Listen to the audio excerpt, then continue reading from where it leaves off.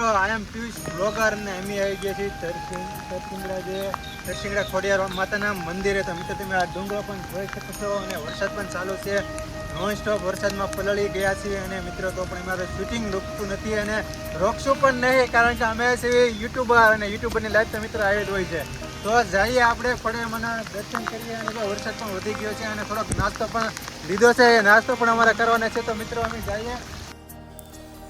તો મિત્રો આપણે આજે જવાના છીએ જ્યાં માં જગદંબા ખોડિયાર વિરાજમાન છે તેવો ડુંગર એટલે તરસિંગડો ડુંગર. આ ડુંગર શિહોર તાલુકાના રામપરા ગામથી 5 કિલોમીટર દૂર આવેલ છે. આ ડુંગરને મિની કાશ્મીર તરીકે પણ ઓળખવામાં આવે છે. આ ડુંગર પર માં ખોડિયાર, હનુમાન દાદા અને મહાદેવ વિરાજમાન છે. આ ડુંગરની બાજુમાં ખાટલીઓ અને ચાલેમાર નામના 2 ડુંગરો આવેલા છે. આ વિસ્તારને ચાલેમારના જંગલ તરીકે પણ ઓળખવામાં આવે છે. આ ડુંગરની આજુબાજુ જંગલના રાજા સિંહનો વસવાટ છે. આ ડુંગરાઓ પહેલા બહારવટિયાઓના છુપાવાના સ્થાનો હતા. અહીંયા લોકો પાસેથી જાણવા મુજબ અહીંયા ભૂપતભાઈ બહારવટિયા, જેઠાભાઈ બહારવટિયા, હેમુ બહારવટિયા અને લીમડાવાળા એમ બધા રહી ગયા છે. આ ડુંગરા પર એક કૂવો પણ હતો જેમાં ક્યારેય પાણી ખૂટતું ન હતું. પરંતુ જ્યારથી બહારવટિયાઓએ લોહીથી ભરેલા શસ્ત્રો કૂવામાં ધોયા ત્યારથી કૂવામાં પાણી ચૂકાઈ ગયું હતું. એક લોકકથા મુજબ પટેલીના ભાણભાઈ ખાચર દરબાર ખોડિયાર માતાના ખૂબ જ મોટા ભક્ત હતા, જેમનું 24 ગામ પર રાજ હતું.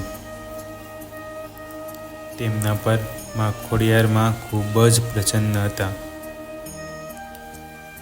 પટલીથી એકવાર ભાણભાઈ જસદણ રજવાડામાં ગયા હતા. ત્યારે તેમના રાજા આલાભાઈ દરબાર હતા. તેઓ બંને બેઠા હતા ત્યાં જ તેમની ઘોડી હલબલાટ કરવા લાગી. ભાણભાઈ ખાચર સમજી ગયા કે મારા રાજમાં નક્કી કંઈક બનાવ બન્યો છે, એટલે તેઓ તરત જ ત્યાંથી નીકળી ગયા. તેઓ પટલી પહોંચે છે ત્યાં તેમને જાણ થાય છે કે તેમની ગૌશાળાના ગાયોના ધણને બાબરા બાજુવાળાના દરબાર વાળે ગયા છે. એટલે તરત જ ભાણભાઈ ખોડિયારમાંને રજા લેવા ગયા. ત્યારે માં ખોડિયાર એમને કહે છે કે જ્યાં સુધી તારા ભાલા પર ચકલી ન બેસે ત્યાં સુધી તું વાર ના કરતો. જ્યારે ચકલી આવે છે ત્યારે ભાણભાઈ વાર કરવાનું ચાલુ કરે છે અને યુદ્ધ જીતી લે છે. અને ત્યારબાદ ભાણભાઈ ખાચરે આ મંદિરની રચના કરી હતી. આ મંદિર પર કોઈ સાધુ કે મંદિરના પૂજારી રાત્રિ રોકાણ કરી શકતા નથી.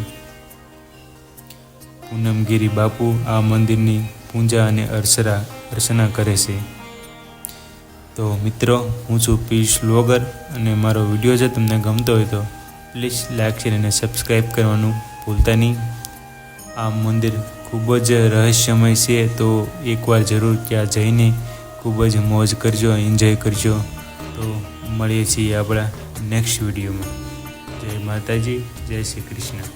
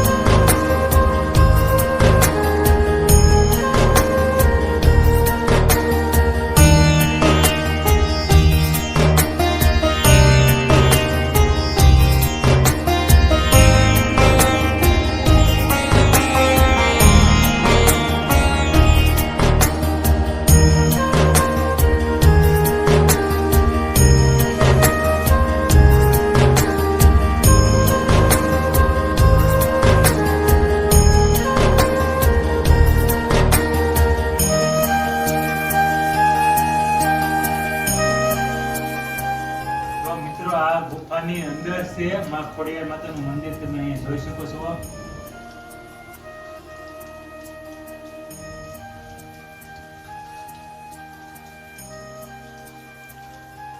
અને આ મિત્ર ગુફામાં અહીંયા પણ રામ લક્ષ્મણ માં ખોડિયારમાં જે મૂર્તિઓ છે ને આ એકદમ ઉપર તમે જોઈ શકો છો. આ ગુફા જેવું છે અને અહીંયા પાણીનો ટાંકો પણ છે. તો મિત્ર ખૂબ જ મજા આવે તેવી જગ્યા છે. અને અહીંયામાં જે ખોડિયારમાંનું મંદિર છે એ ખૂબ જ દિવ્ય મંદિર છે મિત્રો. આની જે સ્ટોરી છે ઇતિહાસ છે એ હું તમને જરૂરથી જણાવીશ.